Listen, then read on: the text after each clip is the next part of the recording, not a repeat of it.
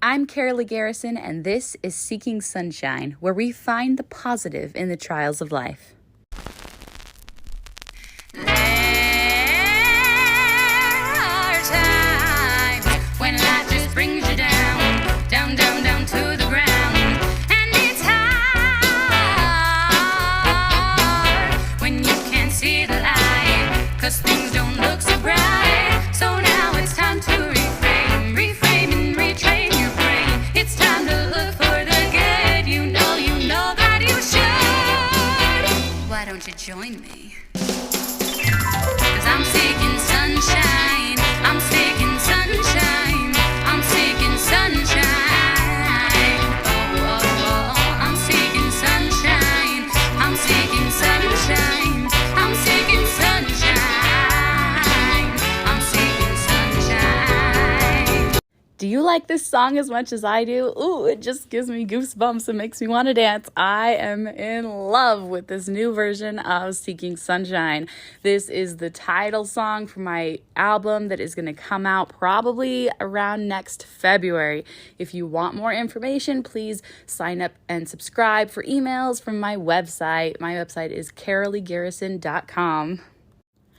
Ooh, and heads up for anyone who is interested, I have actually been working my tail off on a Christmas album that is going to come out on Thanksgiving. So keep an eye out for that. It's really, really, really going to be so incredible. I will actually add a sneak preview to it at the end of the episode.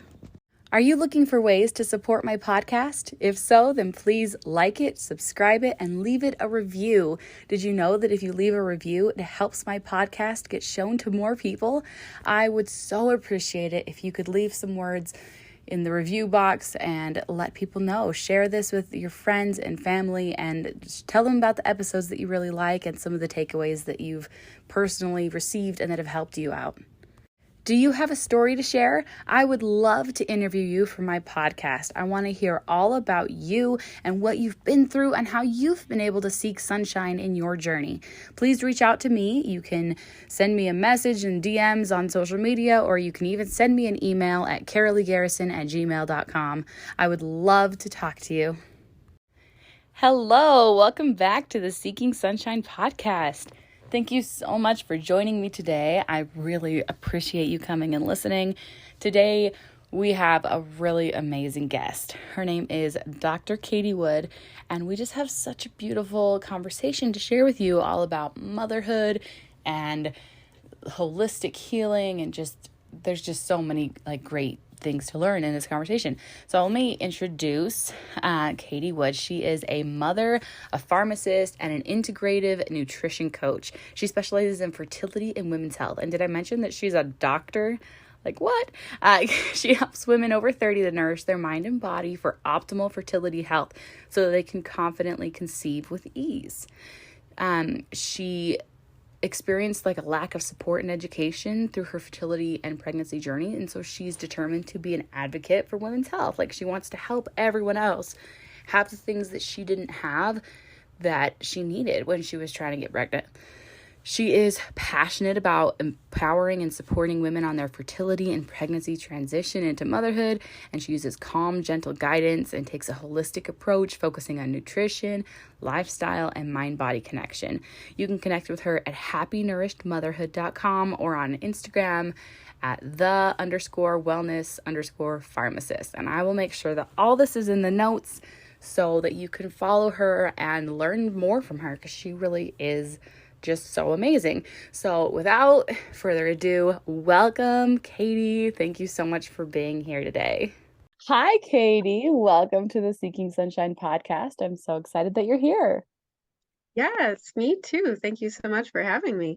Absolutely. So let's just dive right in. I want to hear all about you and your story and all the ways you've been able to seek sunshine. Sure. So, I've been trying to think about what I wanted to talk about on here because I know what your podcast is all about, and I haven't really been able to pinpoint something super specific. So I guess we'll just kind of go with the flow here. But yeah, so I am 33. I have a 3.5-year-old daughter.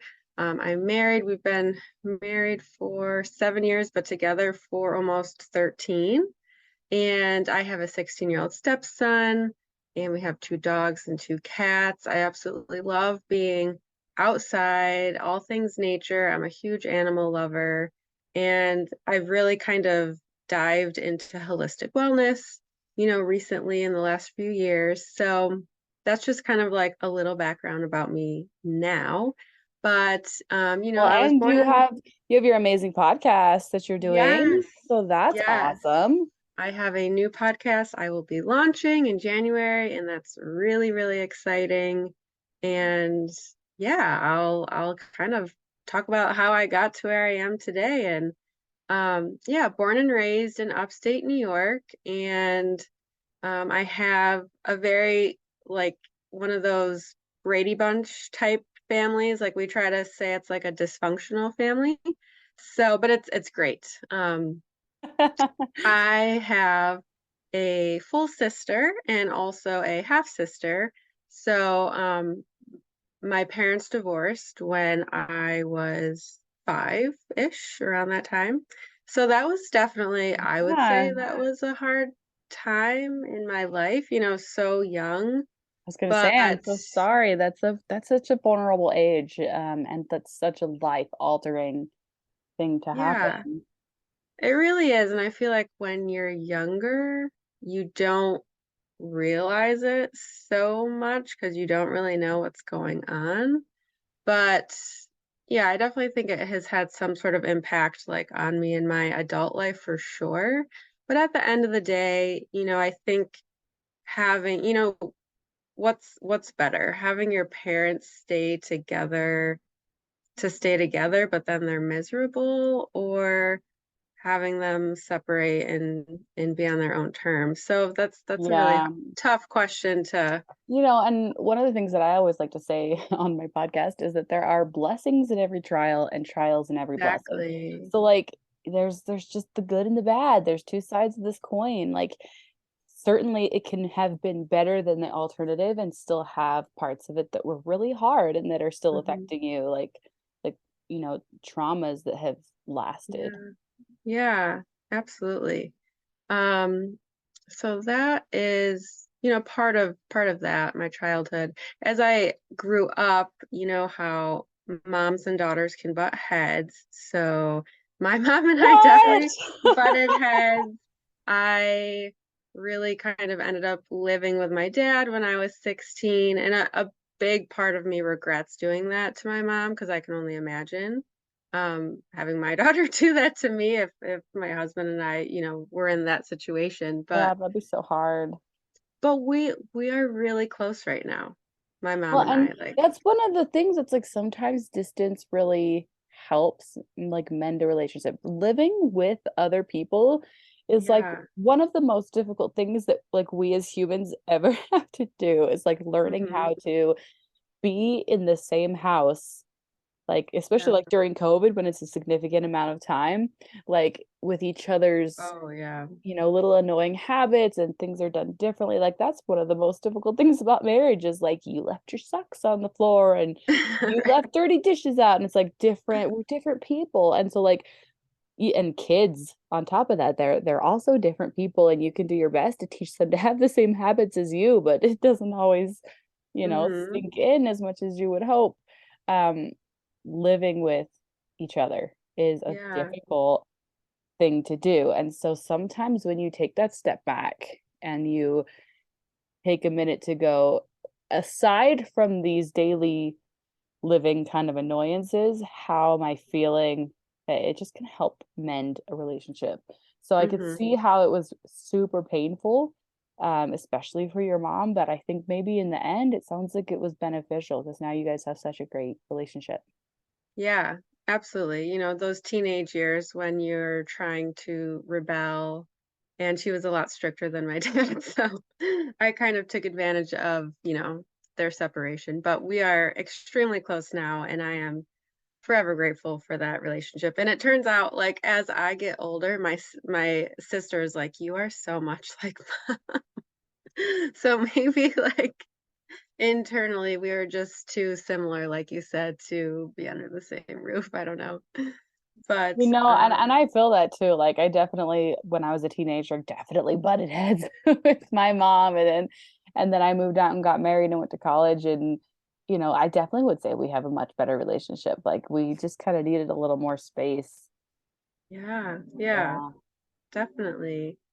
And kind of fast forward, went through school. I went to college. That's where I met my husband. So we both are pharmacists. We went to pharmacy school, graduated in 2013. We have been inseparable since our first date, pretty much. So tell me, So let's start with what is pharmacy school like? That sounds fascinating. And what made you choose to go into that field? yeah, so I always really liked science and math a little bit. You could take it or leave it, but I knew I wanted to help people, and pharmacy was just one of those careers where there was a lot of stability to Got like go a really through. clear path. Like if Yeah, here's where you'll end up, that's really just pretty much. clear. Yeah. Yeah.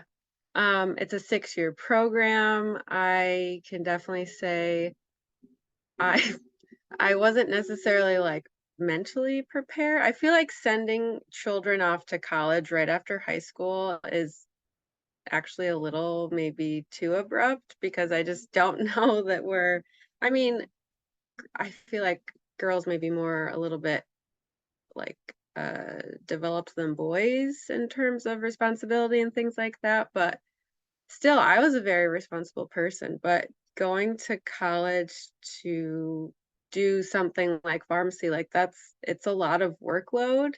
And I didn't necessarily have to put that much work into high school It to can be do a well. rude awakening, college, because it's not just the workload of school, which is so much more than high school, right? Um, Yeah. but you also have like, okay, well, now you are living on your own a lot of the time. I mean, that's what I do. Hmm. It's like all of a sudden you're living on your own and everything that goes with that. Like, oh, now you have to buy shampoo and Yep. like remember to do that. Like now you have to make sure that you eat and budget for food and like all these life skills that a lot of people just aren't taught as much. Like, and maybe you were taught them, but like all of a sudden you have to put them all to use Hmm. just like that. Yeah. So that was definitely a shock. But about halfway into it, I really got my stride. In terms of actually studying and doing well. So yeah, that's 6 years. So 5 years of like formal school, and then the 6th year is rotations. I was gonna say that's a long program. I had no idea it was so long because the normal college career is like 4 years, right? I Yeah, mean, well, mine took me like, 14, whatever. yeah, I graduated with a doctorate, so I think maybe that's why it's a Oh, little bit okay. longer. Yeah. Wow. Well, look at you. Yeah, so Yeah, that's amazing. definitely a strenuous workload, but the last year, the 6th year was fun. We got to do rotations, so basically spend, I think it was like 6 weeks or something at different sites. So I got to do one down in Florida at a hospital. I got to do kind of like an elective one in Peru, so that was really cool because I do like Ooh. to travel when traveling is possible. So it was a really cool experience, that's for sure. And, once we graduated, I had a job lined right up, which was amazing. It was the job that I was working at while I was in college. So it was, retail pharmacy. So being a retail pharmacist. So it's a lot, like 12-hour shifts. In the beginning, we didn't get a lunch break. So it was kind of Is that you even you legal? Or it's just so well, busy? I guess since we are considered healthcare professionals or something like that, like there's a loophole where yeah, it's That seems wrong, but okay. yeah. Well, I live in New York, but I'm pretty sure it's like that in a lot of places. Fortunately, more pharmacies are coming out with a lunch break for their people, so that's really nice. So eventually we did get one, but yeah, 12-hour shifts, and where I worked was 45 minutes away from my house. So like pulling like 14-hour days, and that's if I left Wow. on time.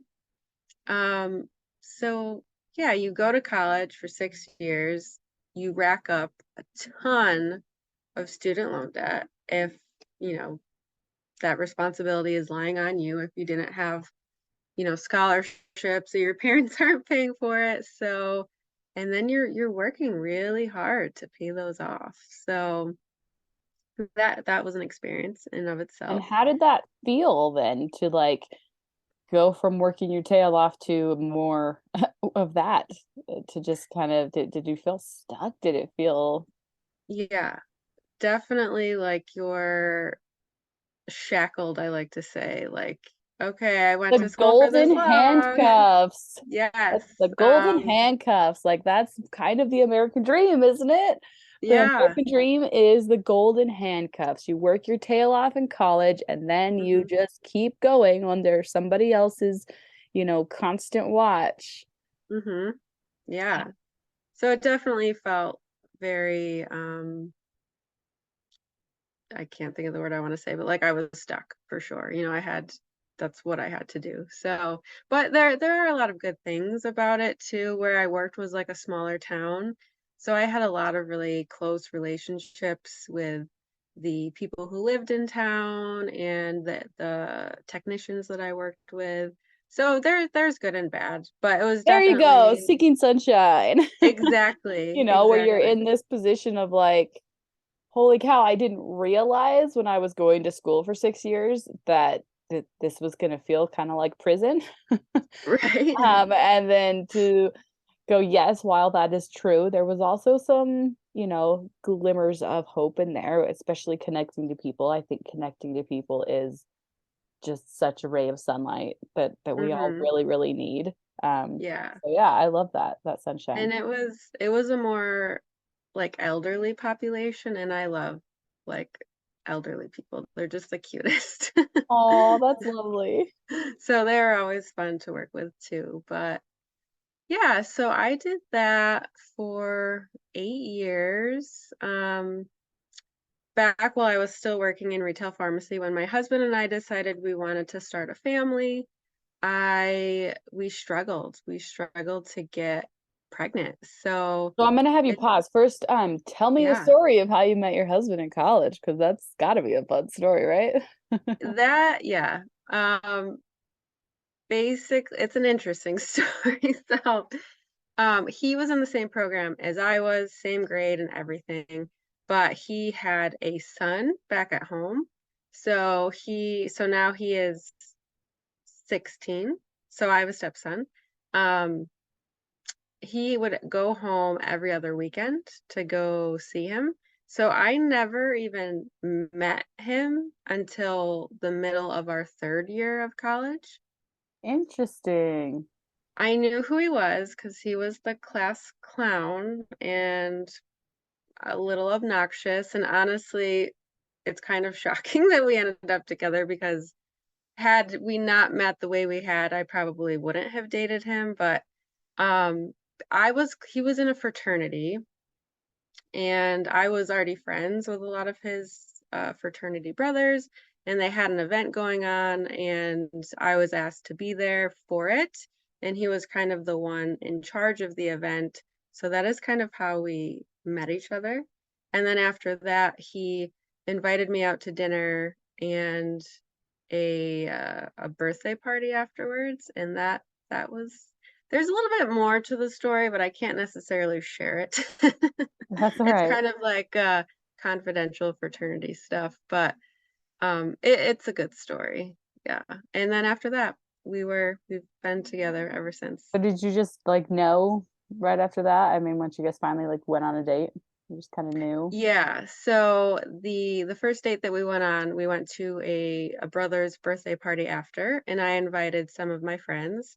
We were drinking, So, I had been drinking, probably easy to say I was intoxicated, but I was telling my two roommates at the time, like, I love him.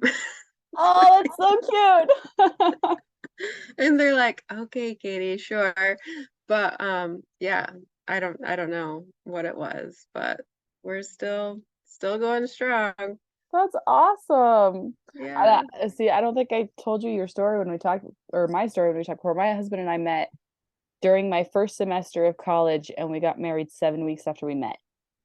Oh wow. When I was 18, in my first semester of college. So yeah, I definitely understand that you knew Yeah. right away because Yeah. that's kind of how I felt. And actually we're close to the same age. I'm 32, and our 14-year anniversary is this month, actually. Wow. Okay. So So yeah, uh-huh, right around the same similar time. timeline. So Yeah. you guys got together and then you were pharmacists together. Did you guys ever like work at the same place at the same time, or was there only ever like one pharmacist working at a place at a time? Were you guys always separate?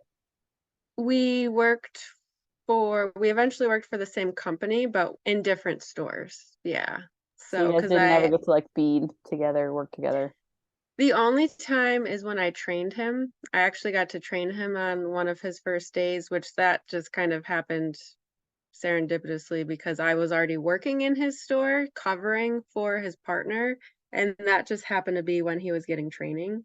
Otherwise, they Fun. wouldn't typically allow that, but just because we're married, or I don't even know. We might have just been engaged at that point, but yeah. So that's kind of how that went. That's so cute though. But it's a little sad that like you didn't get to spend more time together than that one thing. And with 12-hour shifts, you probably didn't see each other much. We were pretty lucky before we had Olivia. Our schedules pretty much, we were able to have like the same weekends off together. I think we had maybe at least like one weekday off together, and then we each had one day off by ourselves. So we could, have that day to kind of decompress from work, but still kind of just do our own thing. That's nice. I'm glad that Yeah. worked out. Yeah. Yeah. We were pretty lucky. So fast forward, you guys got married, and then you had your daughter. Yeah. So we got married, Well, and then but you said it was difficult. yeah, so that's what I'll get into because that was definitely a pivotal point in our life for us. So, well, I guess I'll back up a little bit before we Well, and started trying. this is kind of the whole topic that you're basing your podcast around, right? Which, because Yes, I interviewed for it, so I know a little bit about it, but it's exactly. about, motherhood and the difficulty of pregnancy and doctors and all the things. So then this is sort of like your origin story of like where you're kind of going with your life right now. So this is the big one, Yes. right? Yes. This is it. So before we even started thinking about a family, it was in 2016 where my like healing story, holistic story really kind of starts. I feel like I've always been drawn to it naturally, but I mean, in college and high school, you're just not, that wasn't my focus. But I've always been drawn to it. It just wasn't something that I put my time into. But my sister had one of those, parties that you get invited to for like makeup or something like that. One of those, I can't even, networking Teenager. parties or, Oh, okay, like an MLM. yes, yes. So this company, their, mission was really to make cleaner products, cleaner beauty, makeup, things like that. And so it really opened my eyes to all the toxins that are in the world, and around us and that we use every single day. I was a very loyal and avid Bath and Body Works shopper, but y- not saying anything bad about them, but after learning about what is put into some products and how it can affect your body, it really opened my eyes. And I kind of ended up going down this rabbit hole. Like, there's just, okay, so I slowly swapped out makeup. I slowly swapped out bath and body, like beauty products. And then, oh, like cleaning products and even dryer sheets and tampons and like so. many things. I literally just went down this crazy rabbit hole. One thing that I learned not too long ago that's really interesting is a lot of these products, these beauty and healthcare products, but also food products Hmm. are legal in the US and not legal in other countries Exactly. because the US just has laxer standards. And if it's the cheapest, that's absolutely what people and, Oh yeah. manufacturers in America are going for. It's like, what can I Hmm. legally get away with that is the cheapest? So it's really Yeah. fascinating to look at these other countries and be like, wait a minute, what's going on here?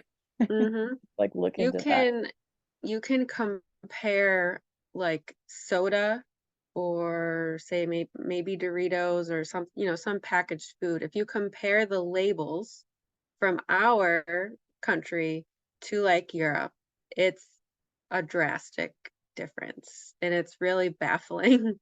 It's so Um, scary. yeah. So that was just a really big eye-opening experience. And, it takes time to learn. And then you're always learning new things. Like we avoid pots and pans with Teflon. And then it got brought to my attention, I think within this year, that some air fryers have Teflon in it, like the non-stick. And I was like, we have an air fryer. Like I try so hard to limit these things, but there's so many things and you can't know them all, but it's like when you learn about it, you have the choice and control to do something about it. Um so okay, now I'll move on to the fertility story. So in 2017, in the fall, that's when we decided we wanted to start our family. I had already been on birth control at this point for 13 years, so almost half of my life. And I had consulted with my OBGYN at that point, hey, I want to start trying to have a baby. When should I stop the birth control versus start trying? And she told us you can stop it in the same months. You can stop it and start trying within the same month. So that's what we did. Well, and there's always We, that concern of like lingering effects from oh, hormonal yeah. birth control where you're like, is this like really like this is, and sometimes some people it just happens. Yep. And sometimes it just does not. Mm-hmm. Oh, sure. And I've learned a lot about birth control and what it can do to our bodies since then. But I took her advice because I didn't know what I know now. And, going into it, I was a little naive at the whole process. So we started trying in November. I definitely thought we would be announcing at Christmas that we were pregnant. That would have been like 1 month of trying. So that's a little uh You know what? I precedent definitely on my end. felt that. I think it took me 6 months to get pregnant with my first, and I felt like it was just never gonna happen. And it was so I felt so stressed out and out of control about it. And it was like, why isn't this happening yet? And it was like in the grand scheme, like 6 months is nothing.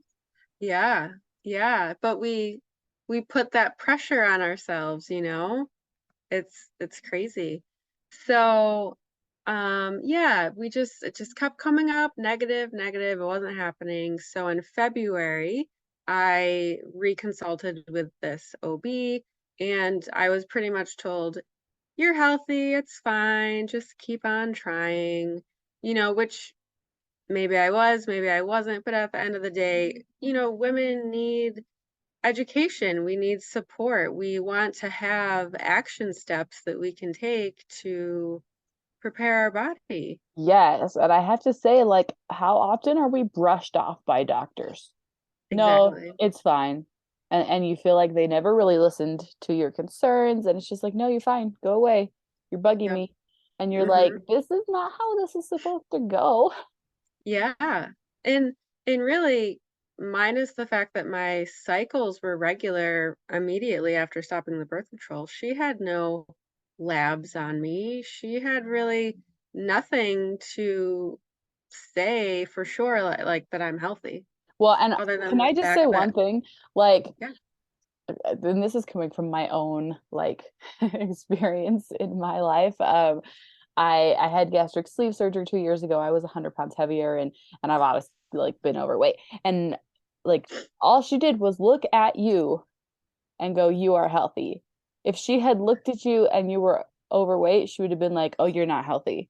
Like without any other judgments. Mm-hmm. Just literally like, let me glance at you and take my own preconceived, incorrect notions of what health actually looks like.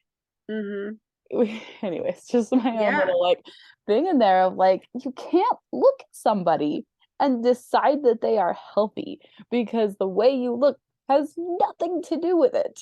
Oh, sure. Yeah, you could have a perfect BMI or be thin or whatever, but that does not mean that your body is in a healthy state at all. That's one thing that I try to stress to my community and my clients. Like, your diet can be on point, you can have your supplements on point, your exercise, but if you're chronically stressed or your nervous system is haywire, you're always in a constant like fight or flight, like, then you're not. That cortisol will kill you.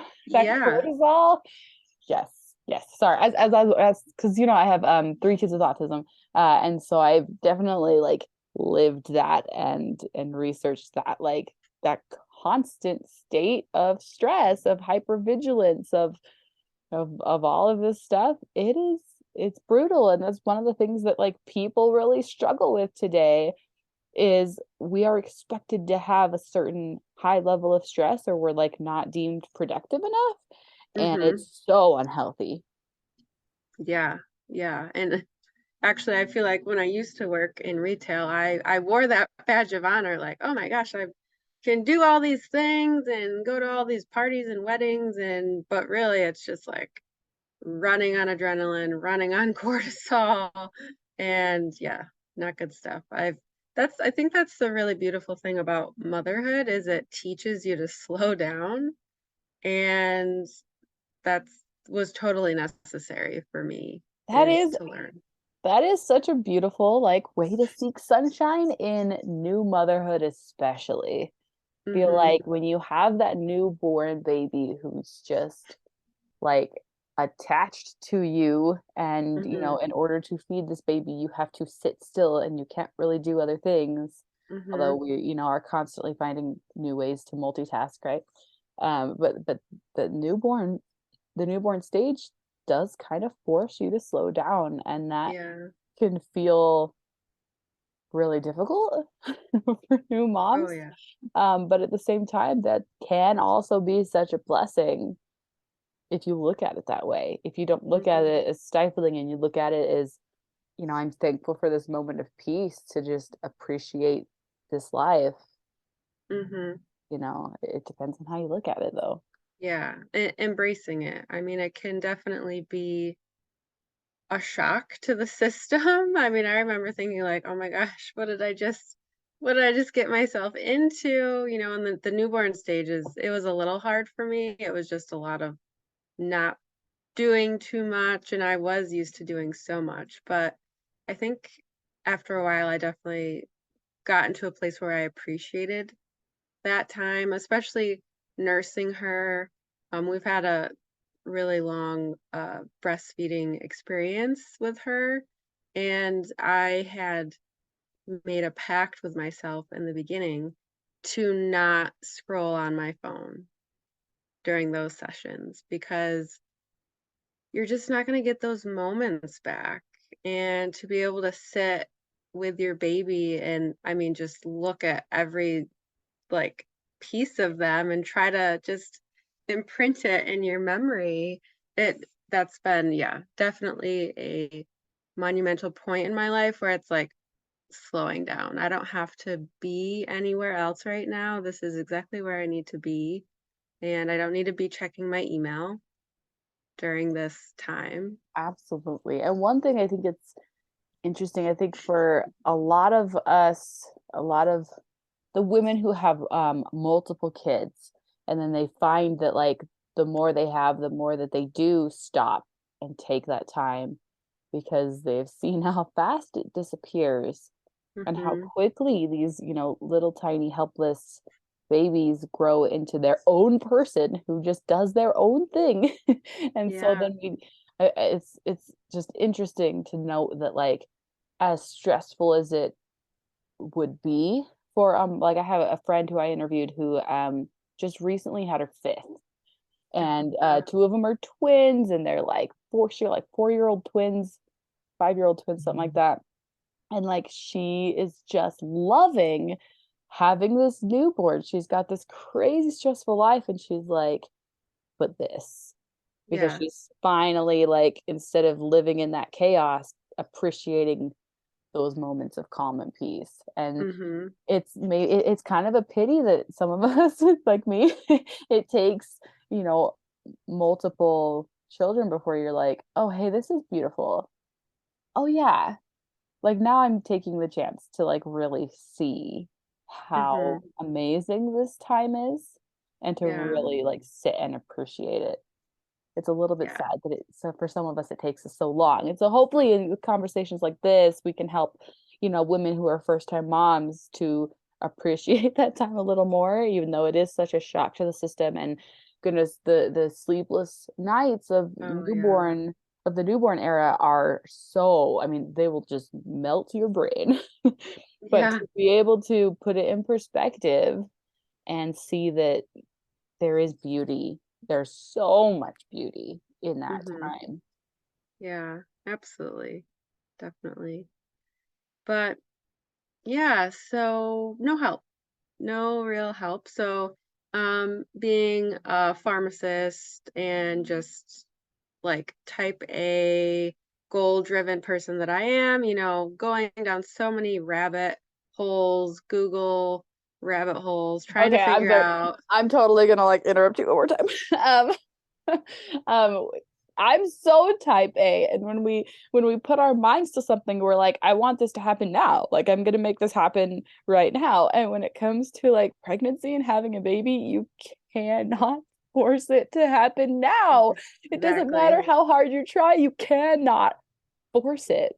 And that's Mm-hmm. one of those things for us type A's, you know, us go-getters, where we're like, wait a minute, what is happening? How come I can't make this happen? And then to have to step back and like breathe and just let it happen in its own time and not stress ourselves out over it. It's really hard. So sorry, keep going. Yeah, no, yeah, very goal driven. And I think a lot of women are. And when we do, I know this now, and I'll know this going into if we do decide to have another child, but to move from a place of force in something that is so beautiful and magical, like, is just not what you want to do. But that's what I was doing, really, just like, what can I do to make this happen? As if I was studying for a test or something like that, just like very goal driven, wanting to get it done. And that's kind of one thing that I tell my ladies is, okay, we got married, check. Got the house, check. And then it's almost like we have, okay, now I need to just check having a baby off my list. But like that's not It doesn't work how like it that. works. Yeah, and it almost steals like the joy and the beauty, and it can take a toll on relationships. I mean, I can't remember like too much because I feel like it's all just a blur. Like sometimes after you have kids, like life is just a little bit of a blur from before they were here, but I know that there was definitely times where it was like, okay, now's the time that we got to do it, but it wasn't necessarily out of love at that time. And that's not, you don't want that. You want your babies to be made with the foundation of love and all that stuff. If you're trying to naturally have a child. I mean, I know sometimes that doesn't work for everyone, but in either way, that's still being made with love. It's all about the intention.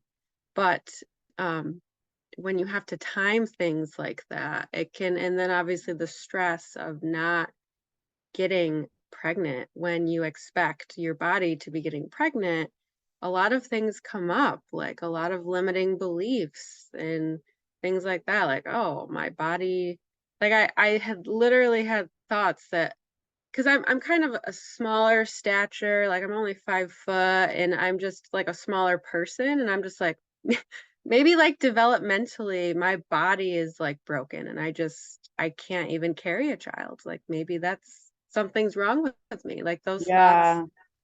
came Because yeah, up. I'm 5'2", so I'm not much taller than you. But it's that, maybe I'm not good enough. Maybe there's something wrong with me. Maybe, and I totally see how that brings up all Yeah. of the things. Like, what am I making this mean about Uh-huh. my morality, about how good Hmm. of a person I am, how deserving I am, and how, like, Yeah. good of a person. Like, it literally doesn't mean anything No. about like you as a person. It's just Hmm. life, but we tend to make those things have these deeper meanings and belittle ourselves like over and over Yeah. and over again. Yeah. Like, oh, karma because I did XYZ when I was younger, or, I didn't necessarily always want kids. So the thought came to my mind like, oh, well, it's because I didn't know that I wanted to have kids. So I guess I'm not meant to have kids. But yeah, none of that is obviously my truth or anyone else's truth if they have those thoughts. So, but those things come up. So it was definitely an interesting time, and of course, I was still working in retail, and being the elderly community that it was, they knew I had been married for a few years, and I would get asked. I The would get constant, asked. constant questions. Oh, yeah. Like, and I don't know if I just like noticed it more because I was actually trying at that time, but it seemed like it started happening more. When are you guys gonna have kids? And I would just, I don't know, I wasn't gonna engage in that conversation when I'm like working behind the counter and these people are just talking to me. So they say So, that nothing can make you feel inferior without your consent, right? And so it's when they're saying those things that you already are feeling inferior about, that's when it really is like super triggering and like yeah. so difficult to take because you're already feeling so insecure in all those ways. And it's Mhm. like, thanks for reminding me that Yeah. I'm failing at this thing that, Hmm. you know, Yeah, and I feel like I used to ask that question to people, and I learned like, wow, you just don't. Like even now, because I have my girlfriends and some have their first kids, some don't, and like I want to ask, but then I'm like, no, no, no, that's none of my business. If they want to talk it's about it, such a then they can. personal, deep like thing. Like even the choice to even start trying is so Yeah. difficult. Like I've got some friends who just announced that they're pregnant and they've been married for almost as long as we have, so probably about 13 years. And they just announced. And I think it took them a really long time to start trying. And then they Yeah. started trying and it couldn't, happen. And it was really a difficult, stressful thing. And Hmm. everyone just has their own journey.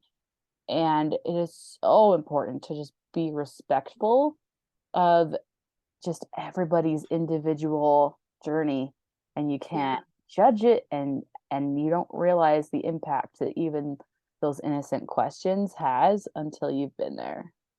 Oh, for sure. And then even after I had her, I would get asked, when are you having another one? And, you know, for all they knew, I could have been trying again and struggling, but, I tried I tried really hard not to take it personal because they were of an older generation, and um I knew that they didn't mean any harm by it. So I was Well, able to kind of take it with grace. good, good, good. That is such an important thing to be able to do, is to just other people's, comments and questions are really just about their own selves and have nothing to do with you. But on the other hand, it's like people get criticized for having a second one too soon, or like, Oh, sure. why didn't you choose to have a different gender? And you're like, come on. Yeah. you know it's like people seem to just come with judgments no matter what happens. You just can't please all of the people. Like there is no right way to Yeah. do any of the things. You just have to, know for yourself that you're doing what you can and what you're choosing to do and be good with it. Yeah. I think once you accept and realize that you cannot please the masses and or that it's none of their business to begin with anyway, that it just makes it a lot easier to deal with for Well, sure. and that has to include like your family. Like that doesn't include Yes. your spouse because you guys are like in it together, but like your parents and your siblings, it's like I love you and I value your opinion, but I value my own more because it's my life Mhm. and my body. Yeah, exactly. Yeah. Yeah. So let's see where we're. So yeah, just doing a lot of my own research, and I ended up finding, I think it was on Pinterest actually. Someone made a blog post about acupuncture and how it helped them with fertility, if I'm remembering correctly. So I actually started working with an acupuncturist in a town near me, and it was a great experience. I mean, Chinese medicine is really powerful and so knowledgeable. It looks at the whole person and not just your symptoms. So, he would test my pulse on my wrist. They look at your tongue, like your tongue can tell you a lot about your health. Interesting.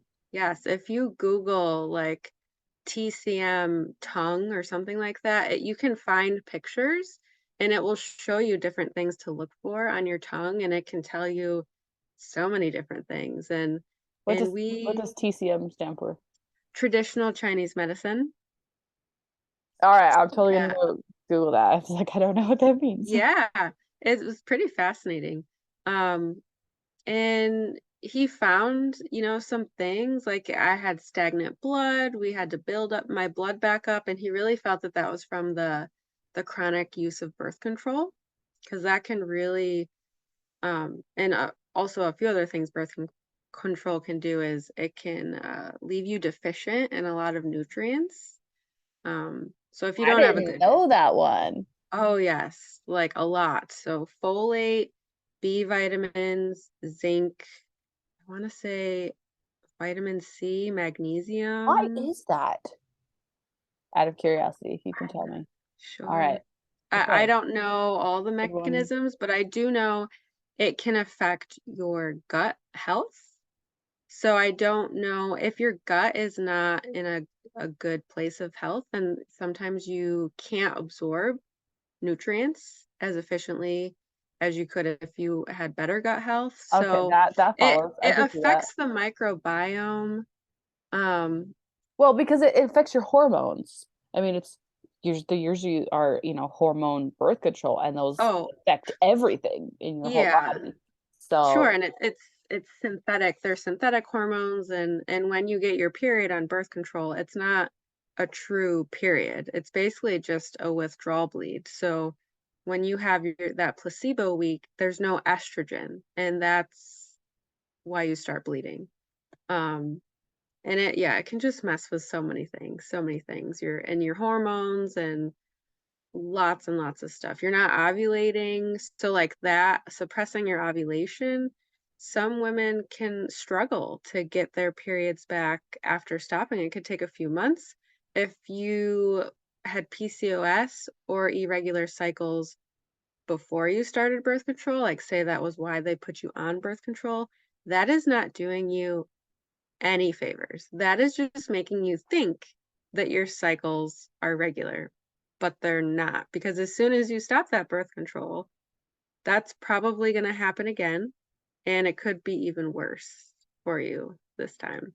So, I know I keep putting you on tangents. I'm so sorry. no, But I'm curious on your opinion of like IUDs and like that whole yeah, route. there's a lot of different ones, so many right now. And I don't really, since I'm not in a conventional pharmacy space, I don't keep up with all of them, but there are some that are still just progesterone, but that can still mess things up for you as well because you're really only supposed to have like higher levels of progesterone in the second phase of your cycle after you've ovulated.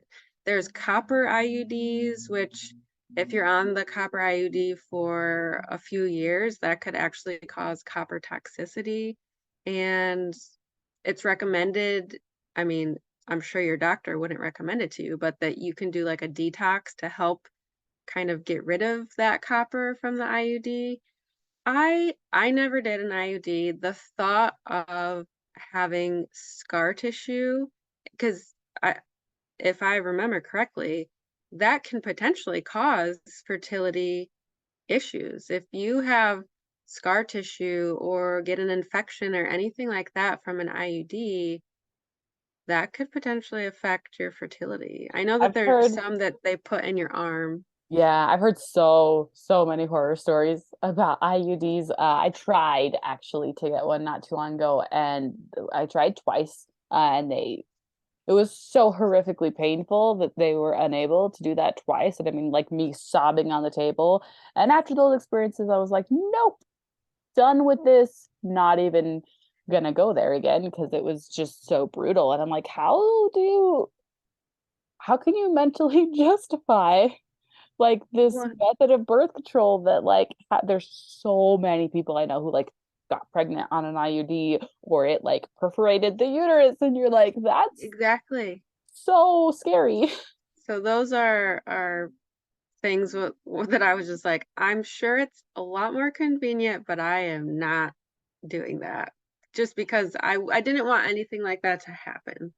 You know, it's so interesting.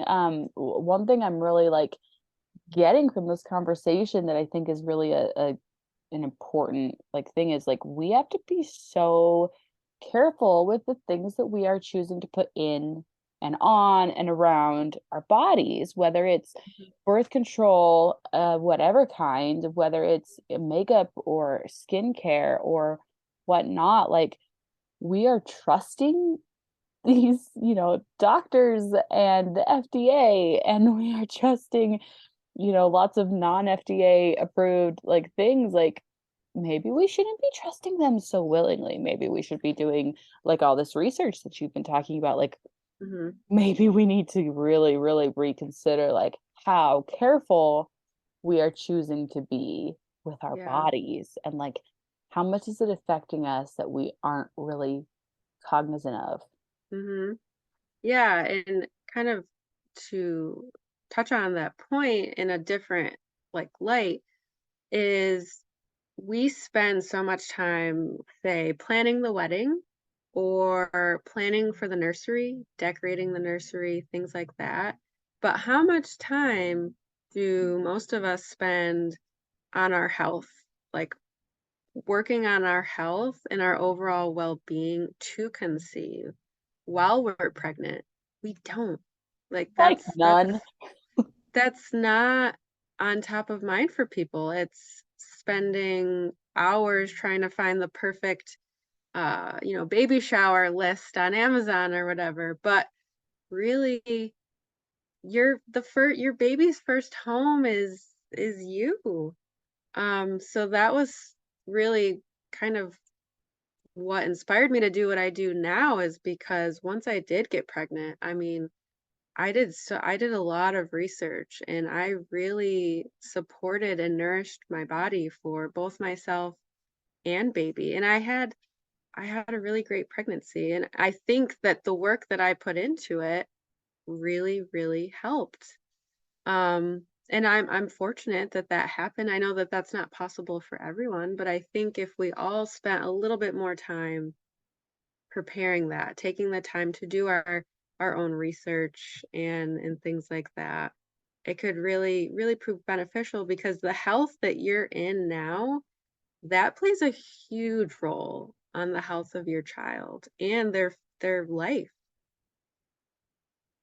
Well, and in so many ways, like both physically, but also like mentally, like as we're all kind of learning in the world now, like look at all these things our parents did that they were just doing because that's what they were taught, but we're learning Mhm. how unhealthy some of these, you know, parental behaviors can be and how much they Yeah. affect our children. So like when we are stressed out all the time, Mm-hmm. Like we're teaching our kids that that's what you're supposed to be and that's what makes you a good person because you're the person who they look up to the most. And so they Yeah. are learning from your example. And if your example is my worth comes from being busy all the time, Yeah. that's what they're learning. That's what you're teaching them. And then as they grow into adulthood, that's what they're going to take with them. Mm-hmm. And so like I feel like we're in this really fascinating generation of people who are learning to slow down and the benefits of all of these, of changing some of these generational things. Yeah. I think that's part of the beauty of social media. Social media has so many pros and cons, but I have learned a lot from if you choose how to spend your time on social media, maybe little bit more wisely, like not just following influencers, celebrities. Like I follow women who try to better themselves, better their health, have, you know, positive, gentle parent, whatever you want to call it, parenting tips. I have learned a ton from women or accounts on Instagram. And I think that that is a beautiful thing about social media is you can, if you find it, if you find the right people to follow, you can really learn so much. Like I would not be where I am today if it wasn't for some of the accounts that I ended up finding on Instagram. It's so important to like learn from other people. Like it's just like I think Yeah, we underestimate it. And especially in motherhood, we tend to get really like caught up in our own thing and we forget to like, oh yeah, there's a big world out there and there's lots of other people. yeah, We forget to kind of communicate and reach out. Um, but it's so important to look for the knowledge that's out there and see what we can learn. So yeah. I talk all the time. So I'm sorry that I keep going off on all these tangents. They've So been good ones. It's I okay. know. So what did it take for you to get pregnant? So yeah, so I worked with the acupuncturist for I started working with him at the end of April, May, and working on a lot of things. I was taking Chinese herbs, we were doing acupuncture, gua sha. So that's basically like when you probably won't explain it the best way, but you kind of scrape the skin a little bit. It helps to build blood flow. Then there's moxie bustion, where I think it's mugwort, and you light it, and he would put it on certain points, and that would be to like bring heat to that area because I have a cooler, colder constitution. So meaning like my body tends to go towards being cold. So we focused on warming foods. I would try to avoid raw foods. Definitely try to be cognizant about what I was wearing so I wasn't getting cold. Like in the pharmacy in the summer, they have the air conditioning on. I literally like would wear gloves. Like it would just get so cold. I would get cold and freezing cold in the pharmacy. I would have to have a heater next to me because that's how cold I would get. So just protecting those things about me. And I actually ended up switching OB offices to one that was closer to me. I was And I gonna say started, it's just so funny like how much we don't like really think about caring for our own like bodies and well-being until we're like, oh, kids. yeah. Like when it Oh, comes to sure. them, we're like, I'll do it, anything for them. Anything. But like our own selves, like how important is it for your body to be at a decent temperature all of the time, regardless of like your kids or whether or not you're trying to be pregnant? Like those things were always important that Hmm. that we just tend to not prioritize our own well-being until Yeah. it's essential to like do like for somebody else. Hmm. Yeah, I definitely learned a lot about my body working with him. He was amazing. So I consulted with a new midwife in a new office in July. So I had been working with the acupuncturist for a few months, and I explained, what was going on. Still kind of had the same response as the other OB. So you're healthy, you're fine, just keep trying. And the best advice she gave me was, but if you want, you can schedule ahead your appointment with the fertility specialist. So if you do go to the 1 year mark and you're still not pregnant, then you can go see them. But that was her advice. So like not very encouraging for someone who had been trying for, I don't know if that'd be like 8 months or something like that by that point. So I continued to work with the acupuncturist, and I did end up getting my positive test in September. So I Yay. was, yes, super, like I remember it was kind of random. I don't even remember if it was early or why I did it, but I tested one night. I think it was after work, and it was a very light line. And I'm just like, okay, I'll retest in the morning. Like, who knows? And it was a very bold positive, like it was a different test, but it was the one that had like the positive lines, meant pregnant. And it was exciting, but it was also like a little terrifying too. Like, okay, now I got the thing that I wanted, but then you just worry about something happening, and it's, You put all this energy into making it happen, and then it happens, and you're like, oh, now what? yeah, and Like I you just forgot to worry think about, about, yeah. yeah, and you worry about, is the pregnancy gonna be viable? Will I make it to full term? And then it eventually clicked with me that you're having a kid, like you will never stop worrying for the rest of your life. Like you will always be worrying about something now. That's never going away. So but Yeah, yeah, it was a great pregnancy. I did have a couple of things. I had one of those subchorionic hemorrhages, something like that. So like there's like a yikes. little blood. So that was scary. That was in the beginning. And then we did do genetic testing just because, like I had mentioned, I'm a researcher at heart, pharmacist, all those things. And I was told that everything came back clear. But then at my next appointment, they told me, well, actually, one of your tests weren't back yet, and you are a positive carrier for, I hope I'm going to say this right. I think it's SMA. It's basically like a muscular dystrophy. And so then my That's husband super had to, scary. yeah, so that was frightening. That was around 10, 11, 12 weeks, maybe something around that time. But so my husband had to get tested because if he was a carrier, then there would be a really good chance that they would be born with this. And I think from what I recall, they either would not be compatible with life or they would not have a very great life, I think. Like they wouldn't be able to grow, and um, they would have issues. I can't remember all of the details, but it was very scary.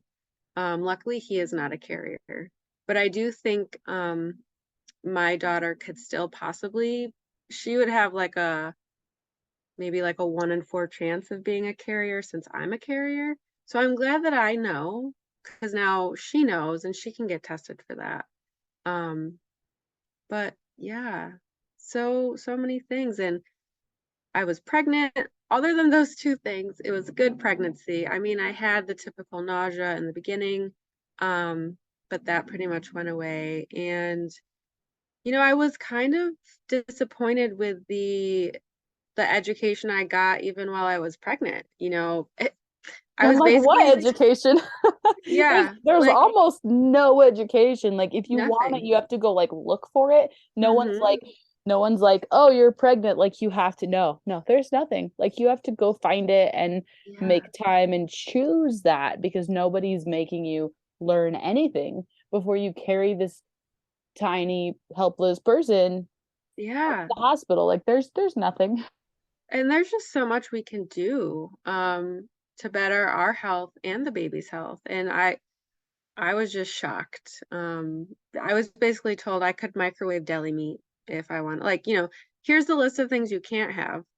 But if you really want deli meat, just microwave it first. And I'm like, eggs. Eggs are like one of the best foods you can have, but sometimes women are scared to have eggs because of the salmonella, all those things. But there's certain things you can do to really reduce the risk of salmonella. And then we're told to limit fish. And yes, there's certain fish with mercury you should limit, but having the omega fats and selenium and iodine from fish. There's so many benefits from having fish in your diet. And, I didn't get any of that. And luckily for me, I have a background in, research and think, but not everyone has that. And there's just something wrong with our system and it needs to be better.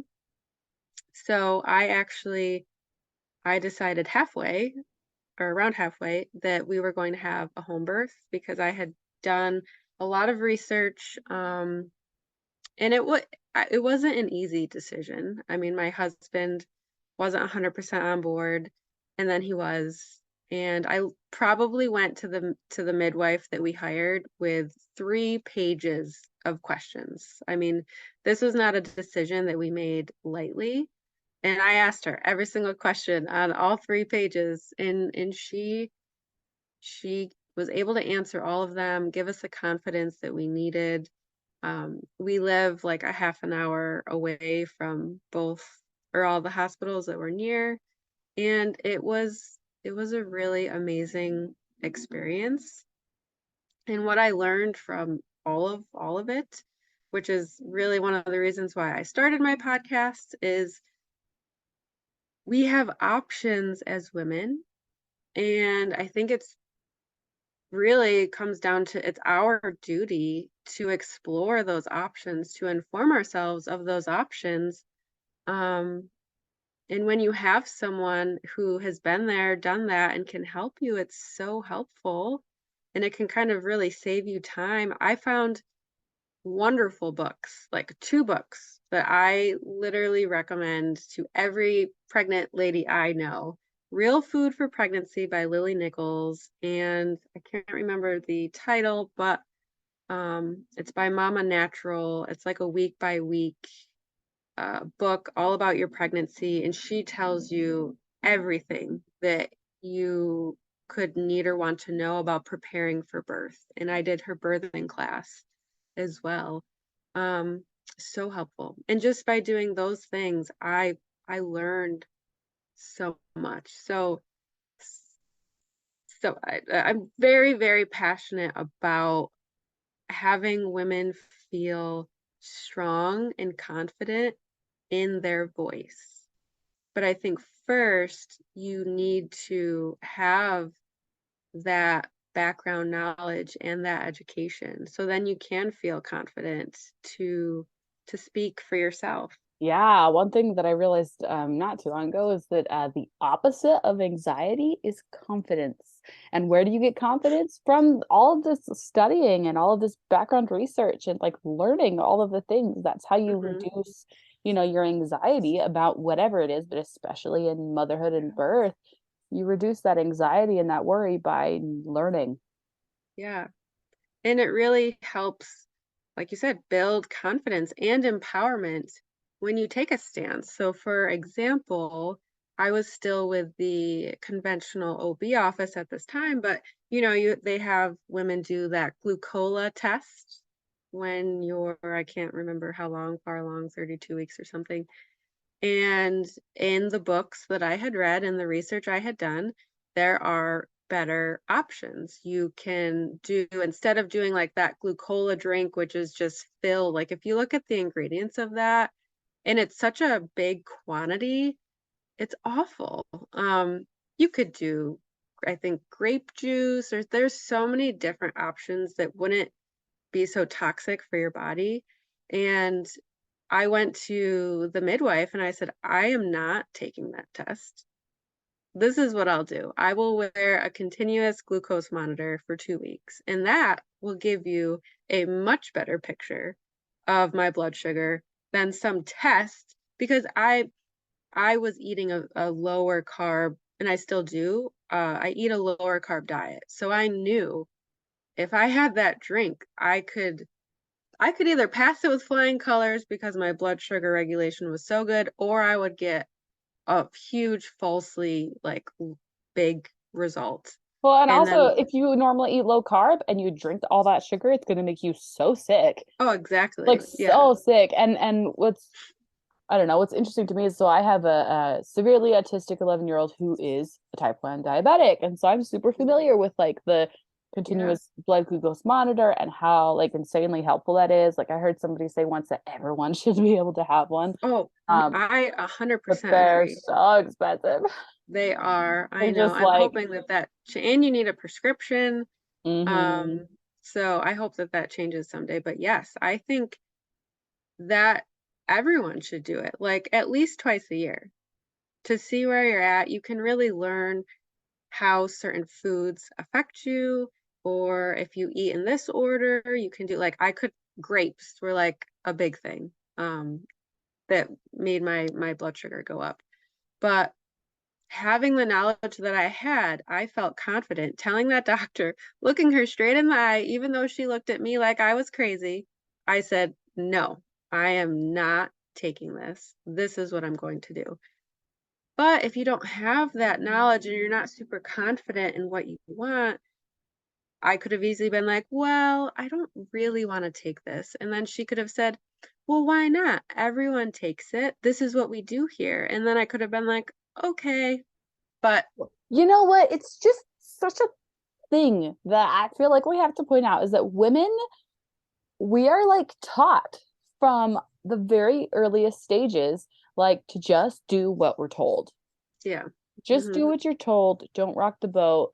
Don't make waves. Just fall in line Shut and up and do it. smile. Yeah, shut up and look pretty because that's what you're here for, right? Yeah. And so as we go through this, pregnancy journey and motherhood journey, like the standing up for yourself and Hmm. like all of these things are absolutely essential, but we aren't taught that that's okay. Hmm. And so I love like this mission you have to teach women to speak up. Yeah. Yeah. Definitely very passionate about it. I Becoming a mom has really drawn this like powerful, like no BS out of me. I wouldn't say like timid is not the right word, but more kind of quiet. Definitely didn't, wouldn't want to rock the boat, for things, but no. And I can tell you right now, as when I was still working in retail, um, I was pumping, and I've heard of a lot of retail pharmacist women say, "Oh, I don't have time to pump," and they wouldn't, or they would only do it so much because they didn't want to cause waves. Well, you better bet your ass that I'm like, these are the times that I'm pumping, and I'm gonna go in the back. I'm not gonna be disturbed. I'm not gonna deal with like this is my right as a mother, and it's a right in New York State that I have, and I would take those breaks right on the dot, and I would have my snack and do what I needed to do because honestly, my child comes first no matter what. Absolutely. And I love it that you're standing up for yourself and teaching other people to do that. So tell me about are you a coach for women? And that's what's like, Yes. okay, so tell me about that real Yes. quick. So I am an integrative fertility coach. So really my biggest focus right now is helping women get pregnant. Like at the end of the day, that's what you want. And the journey looks different for everybody. I've helped women with PCOS, I've helped women with adenomyosis, um, or women that didn't really have kind of like me, nothing really wrong with them. Um, but just really cultivating balance in your body. I like to call it like bringing it back to the basics. Like we all know that we should not eat processed foods and added sugars, but there's so much food out there. So really helping people know like what foods to really focus on, what foods can really support your hormones, your thyroid, your adrenals, Definitely your progesterone. Progesterone is the pregnancy hormone. And then there's so many lifestyle factors, sleep, stress, the endocrine disruptors that we kind of talked about, cleaning out your home. I definitely try to make it not overwhelming. So let's, focus on a couple of things at a time in terms of swapping, tracking your cycle, like learning what your fertile window is, connecting your body again. Because for me, I think that was a huge factor in why we struggled. I was on birth control for 13 years. I was so disconnected from my cycle and my body. I had no idea. Like fertile cervical mucus, what even is that? I don't know what that is. But these are just things that are so important, but can be confusing when you're Googling it, trying to figure it out on your own. It was confusing to me when I was going through it because sometimes you're just so like tunnel vision. Like I'm so focused on getting pregnant that sometimes you just can't piece those things together. And then another huge thing is energetic balance. So making sure you're not in that fight or flight and making sure that your nervous system is calm and trying to reduce stress as much as you can and not coming from such a place of fear and control and coming more from a place of like trust and surrender and flow and just like feminine embodiment, just really honing all of that in. That's how I help my ladies. Oh, I love it. So what I'm hearing is like the sunshine that you're helping these women find is um personal empowerment, Yes. feminine power, and standing up for your own self and letting your own voice like be heard, but Mm, also that peace and calm and balance and like stepping away from the chaos of the world so that you can mentally like have some peace, and like how important that is yeah. like to our lives. I Hmm. love that. So is there anything else that you want to add before we wrap up? Oh, well, I guess just whatever life throws at you, I think it's meant for you and it's there for a reason. I know our initial reaction is to fight it, but sometimes we just need to embrace it and learn from it and pivot too, and just kind of flip your perspective and be grateful for what you have at the end of the day. I love it. Thank you so much for taking your time out to come talk to me today and for being on the Seeking Sunshine podcast. Thank you so much for having me. I think we could talk all day long if we I wanted to. know. I definitely love talking and connecting with people, and it's just been so lovely to get to know you. Yes, you too. Thank you so much. Thank you. I hope you have a great day. You too. Bye. Bye. Wow, thank you so much, Katie, for coming on and talking to us today. I learned so much from this conversation. I just got so much joy and beauty out of it. So I wanted to give you guys my favorite takeaways. All right, number one, connecting to people is such a ray of sunshine that we really need. Number two, I think that's the really beautiful thing about motherhood. It's that it teaches you to slow down. Number three, I think once you accept and realize that you cannot please the masses and it's none of their business anyway, it just makes it a lot easier to deal with life.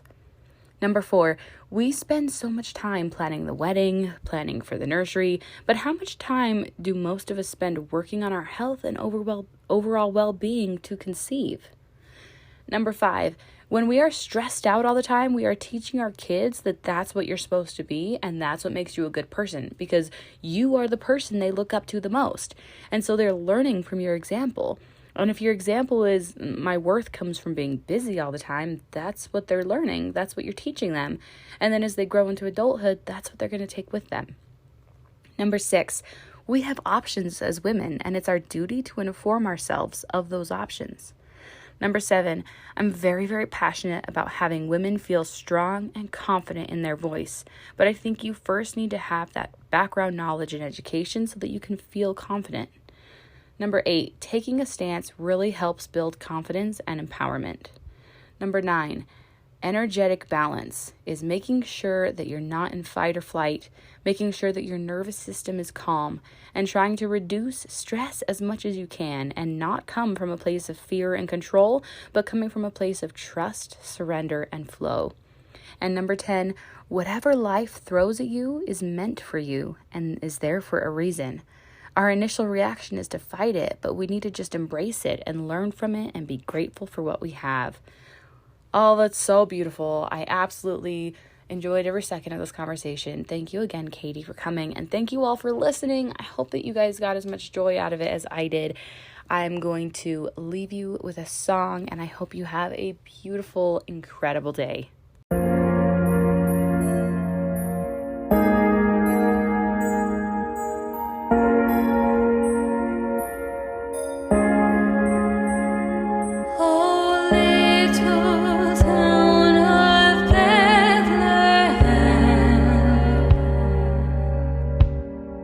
Still we see it lie above thy deep and dreamless sleep. The silent stars go by, yet in thy dark streets shineth the everlasting light. The hopes and fears of all the years are met in thee tonight. For Christ is born of Mary, and gathered all above, while mortals sleep, the angels keep their watch of wondering love. Oh, morning stars together proclaim the holy birth, and praises sing to God our King, and peace to men on earth. How silently